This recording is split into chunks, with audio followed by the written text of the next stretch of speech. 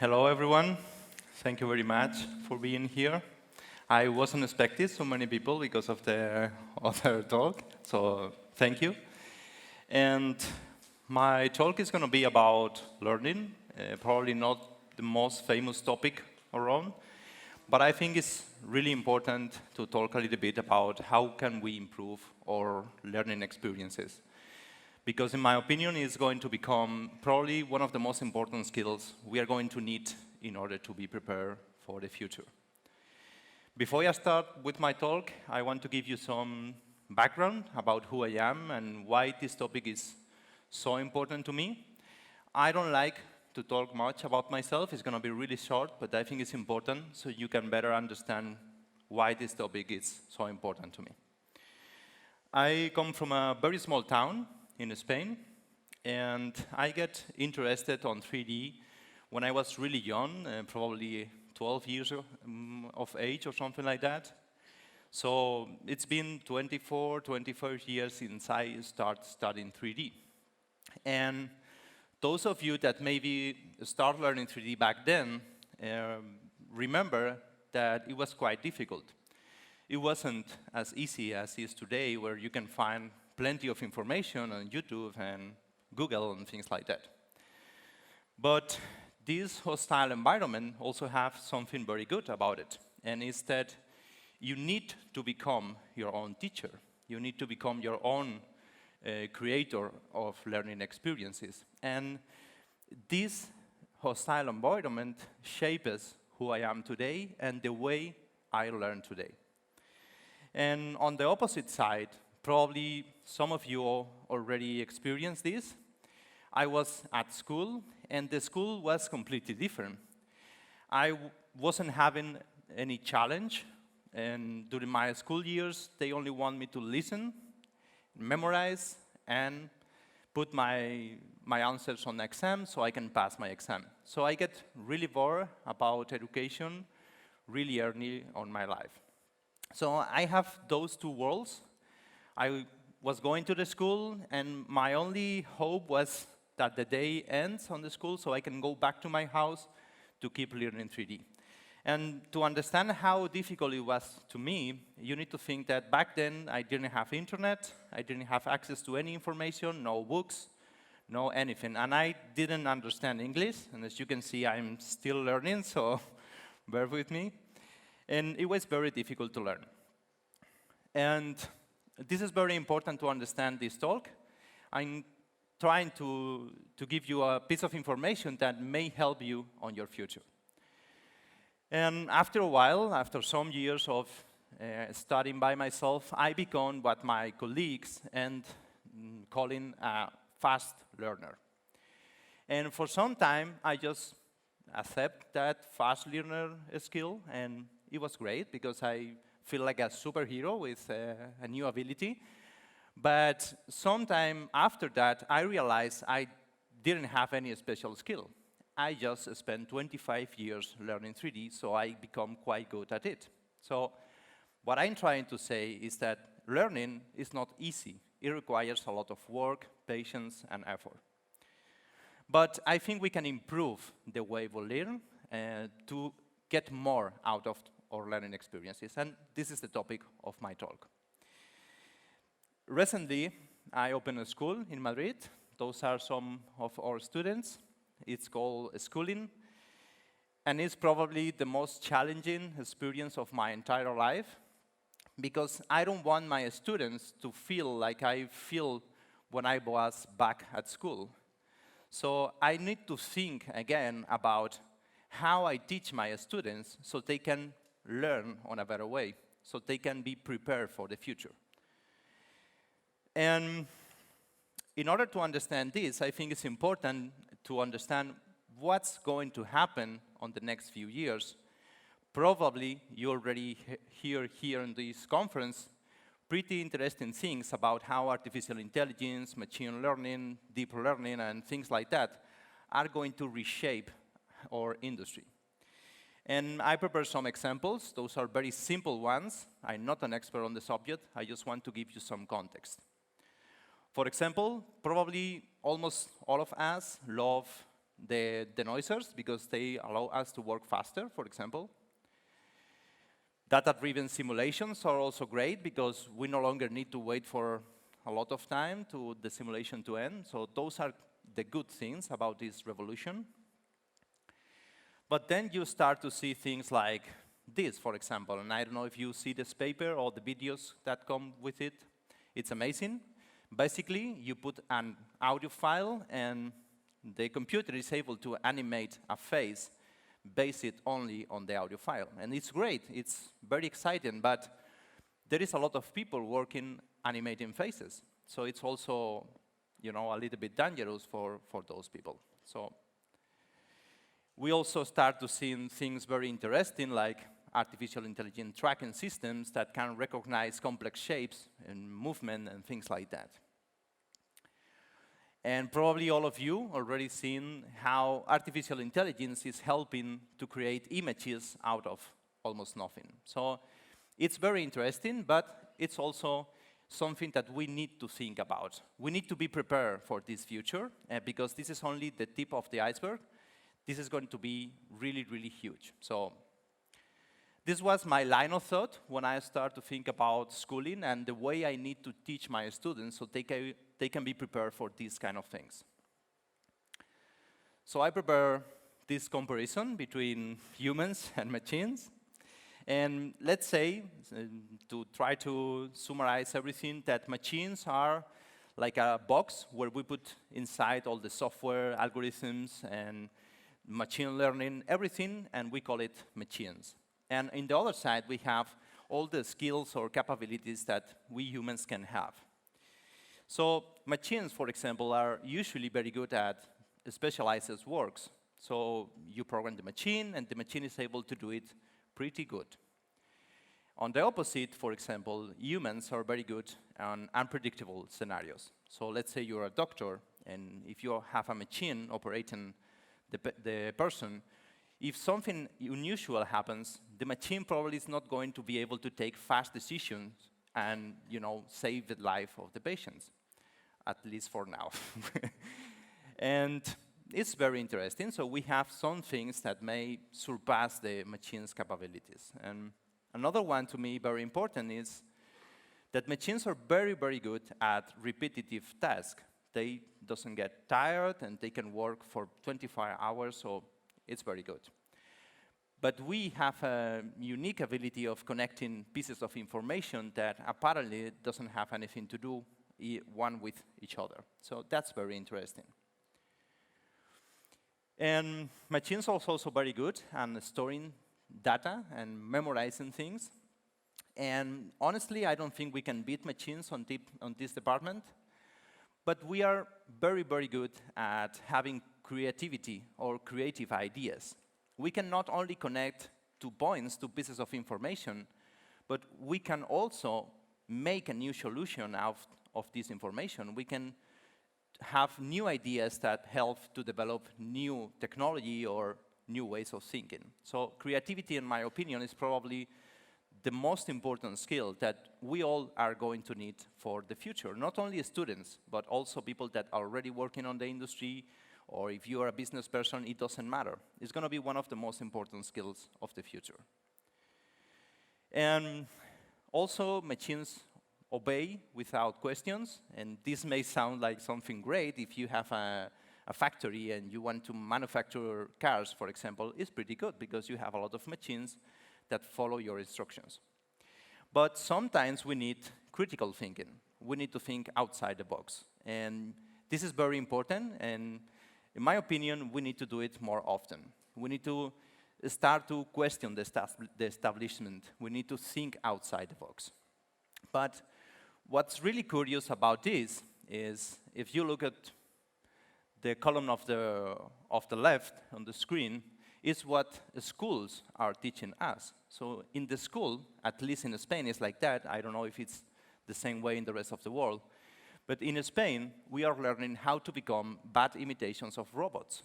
And they are going to be way better than us at doing this kind of task. But if we look at the column of the right, those skills are the ones that we need to develop. And we are pretty good at doing those things. So for me, this future that is start to shaping, to taking form, is very interesting, only if we manage to change the education, if we manage to be prepared for this future, because otherwise it can be dangerous. So I choose to talk mostly about creativity. I choose one of those skills because I think it's the most important, and also because we don't have much time. So the first question I always ask to myself when I'm trying to understand something new is what it is. What's this thing that I'm trying to understand? So, because if you think about it, looks like everyone knows what is creativity, but probably not many of us can answer this question really, really good. So I bring with me just a simple answer to this question, a very basic one, just to start the conversation. And to me, it's something like this: to solve problems in a new way, but that also adds some value. And think about this. Let's say, for example, the V-Ray team come up with a new solution to do ray tracing, but it's 2 times lower. Even if it's something new, probably it's not going to be a very good or a very creative idea. But if someone comes with a solution to make it twice faster, everyone is going to agree that it's a good idea, a creative idea. So it needs to add some value. So let's talk a little bit about all the myths about creativity, because usually we think that creativity is this fancy thing that some people have and some people doesn't have. And this, to me, it's as simple as an excuse. We don't want to put the effort and the time that creativity needs. So we search for an excuse. So to me, creativity is something that we all have. And you can think of, if you find yourself, trying to find a solution to a problem and you get a creative solution, that's creativity. For example, you are on a traffic jam and you figure out how to gain 15 minutes out of it doing some crazy stuff. That can be creativity. So we all have this ability. It's something that we can all do. Another big one is that ideas comes from nothing. Many people believe that. And it's easy to believe this thing because that way you don't need to spend time and work trying to become a more creative person. But to my experience, ideas come after a lot of research, after a lot of active work. For example, probably I'm not going to have much ideas about solar energy. I'm not an expert. I barely read one book on the subject. So I'm not going to have creative ideas about solar energy. But I have ideas about 3D every day because I spend more than 25 years learning 3D. So it's something that I have in my mind every single day. So it's not easy, but we need to put a lot of time and effort trying to research until we have good ideas. Another one is that there is good and bad ideas. And we can probably agree at some ideas being really, really bad. If you jump from a building, probably it's not going to be a good idea. You're going to kill yourself. But this concept of only a few ideas being the right ones is very dangerous to me. Because if you think that only a few ones are the right ones, probably those are the ones that everyone else thought before about. If you want to have a creative solution, a new idea, you need to try all of them. You need to try to discover if those crazy ideas are indeed crazy ideas. And another one is pretty complicated because we tend to think that people with a lot of imagination, it's also people with a lot of creativity. And don't misunderstand me. Imagination is very important in order to be creative. We need this ability of creating images, visions of what doesn't exist, but it's not enough. If you only are able to imagine things, you become a dreamer, and it's great, it's fantastic, but if you want to become a creative person, you need to do something with those ideas. You need to create something. And if you believe the other ones, probably you think that you can become a creative person. And it's what I'm trying to give you in a moment. My way of seeing how creativity can improve the learning experience. So this is how we usually learn on a passive way. Is the way of teaching on many schools around the world. We usually have a question, we want to know something, we search for a solution, and we get a passive answer, a direct answer to that question. And for example, let's say I'm a beginner on the 3D industry and I want to understand how to light a car or any kind of a scene using a high dynamic range image, for example, something pretty basic. And you might do it just searching in the internet how to light my scene using a high dynamic range image.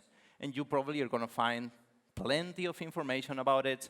You choose one, and it says something like, download this image, create a V-Ray DOM, put the image inside the DOM, put 3.5, I don't know, and hit render. And probably you're going to get a good image out of it, because someone else thought about this before. But you are not learning much. You are able only to replicate what others do before. And this is not very useful for the future. Sometimes it's even worse. That's what happens to me during my school years. I didn't want to know the answer of a question. I just want to pass my exam. So I wasn't motivated to try to know more about anything. I just listened on my chair. The teacher was giving me some piece of information. I memorized it, and I passed my exam. And usually, after 2 weeks, I forgot almost anything. So it's not really useful. And I usually don't do this, but you know, Albert Einstein is very good, so I'm using him to try to convey this idea. It's a quote for him. He used to say, education is not the learning of facts, but the training of the mind to think. And this is what I believe we need to change. And I don't think it's only a responsibility of schools, but also professionals and students. They need to demand this kind of training, this kind of new way of learning. So to me, learning during almost my entire career, it's been something like this. This is the way I learn. I don't know how to learn other way. This is the only way I learn. And as you can see, it's not as easy as the one before, but it's way more effective. So we have a question. We need to have the motivation to question ourselves or to want to know more about something. It's very important. Without this, it's worthless. So it's going to be difficult because you are going to need a lot of energy and time, so you need good motivation. And probably many of you already know that it's not easy. There is no shortcuts here. You need to work a lot in order to become better and in order to learn new stuff. Let's say you have a question. You want to solve a problem. You want to know more about something. And next step is curiosity and research. And it's not enough when you search for an answer to look at one place. You need to look at everywhere. You need to collect different sources of information from everywhere. Because otherwise, you cannot become an active learner. And thinking about the same example as before, if you try to understand, not just copying, but understand how to light a scene using a high dynamic range image, you start questioning yourself, like what it is a high dynamic range image, what that means, what it is a high dynamic range. There is a low dynamic range.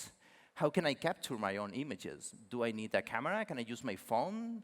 There is any limitations on the technology right now? Can I, have a new way of doing it that maybe nobody thought before that help me to surpass those limitations? So as you can see, it's way more complex. It's not a single answer. You start researching, and this process can take years even.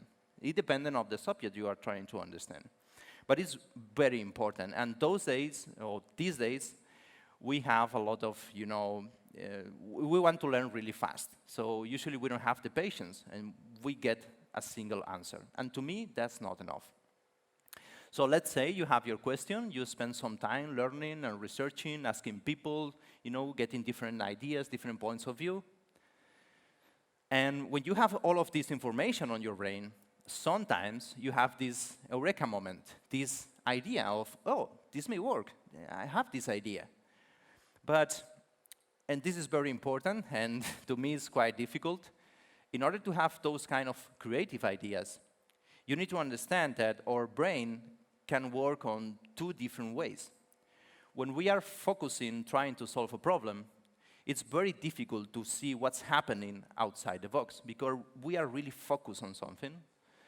So in order to have creative ideas, we need to open a little bit the mind and relax ourselves so we can see a little bit of everything and we can make those connections. And this is very important in this industry because tight deadlines, a lot of extra hours, and it's not good for creativity. So this is something that we need to address, not only the artists, but also the studio owners and everyone. Because we need both things. We need to be able to, relax a little bit and have those crazy ideas and go to the, solving problem process and focus on the solution. And let's say, for example, you have a good idea, you find a solution that works on your mind, and it's not enough.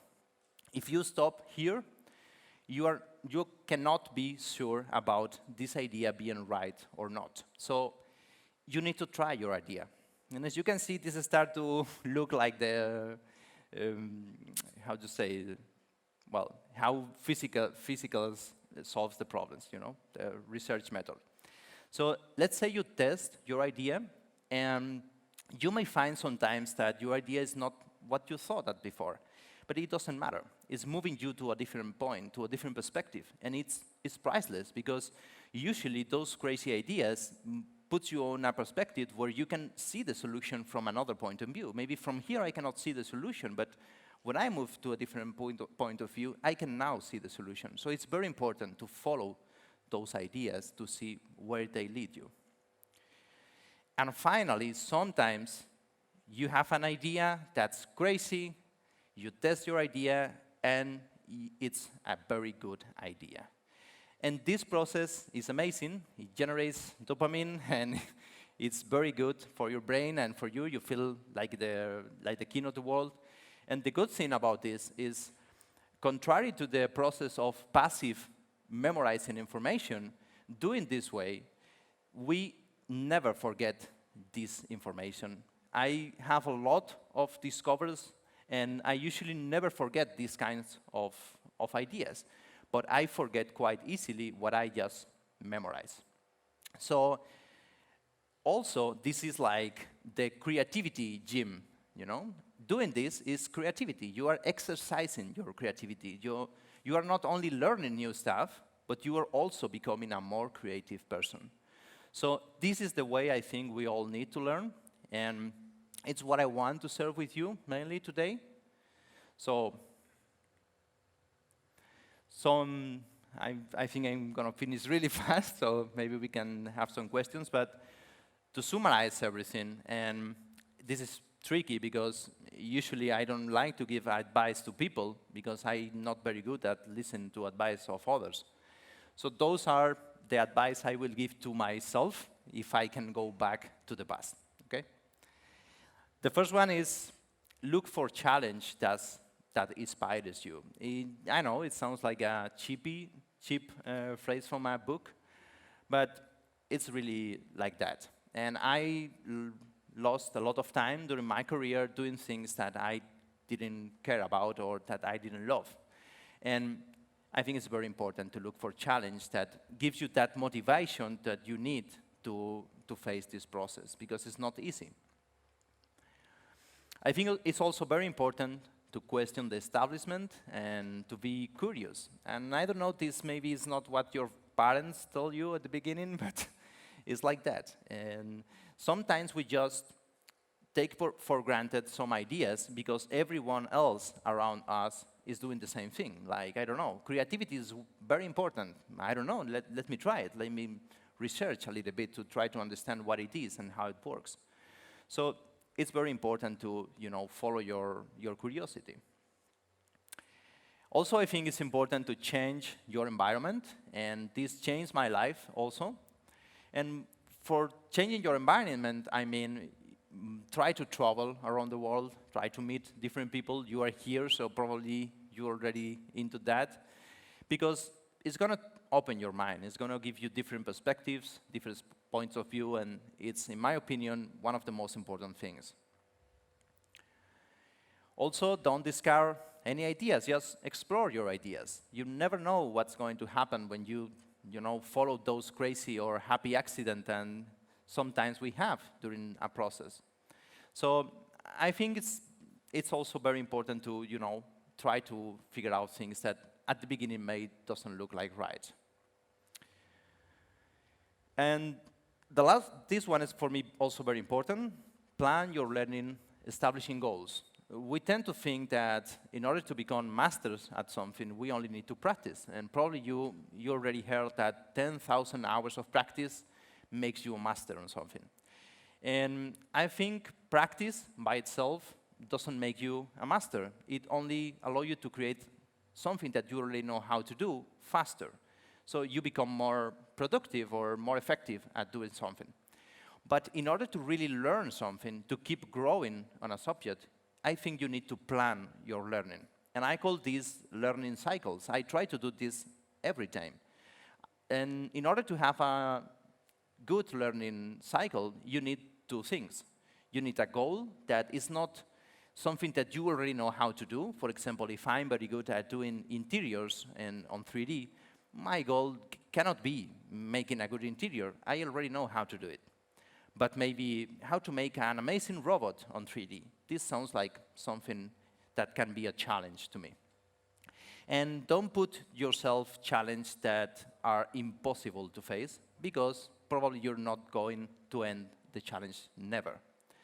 And also try to establish a time frame to complete this learning cycle, because you need a time frame in order to keep moving forward. So this is my way of practicing. I don't just practice. I try to establish like short learning cycles and put myself goals and time frames. And it's directly related to this. Don't be afraid of making mistakes. Another one that sounds cheap, but it's also very true, because probably many of you are what we call perfectionists. People told me that I am one of them. And this is a good thing and also a very bad thing. On the good side of things, it helps you to understand how far you are to, to achieve something good. You see all the mistakes you are making. And it's very good because you can keep you improving yourself, and it's very good. But on the other side, to some people, this perfectionism stops them from making anything because they are never happy with the result. They are afraid of someone, criticizing their work. And I think you're never going to be satisfied with your work. You're always going to find failures, and that's a good thing, because you can keep growing and keep evolving. So we all make mistakes. I tend to think that I make all the mistakes, so my next work is going to be a little bit better. And also, it's very important, in my opinion, this is an advice I will give to myself again, to share with others, talk with others, and try to work as a team. Because if you are by yourself, you are limited by your own point of view, by your own creativity. Let's say you are the most creative person on the planet. It doesn't matter. You cannot compare this to a group of people, adding their creativity together. So to me, it's very important to try to find people with the same ideas I am, or different ideas, but in the same line of work, and try to make a collective effort. It's been great. To me, it works very good, and I think it's very important. So I finished my talk. It's been really fast.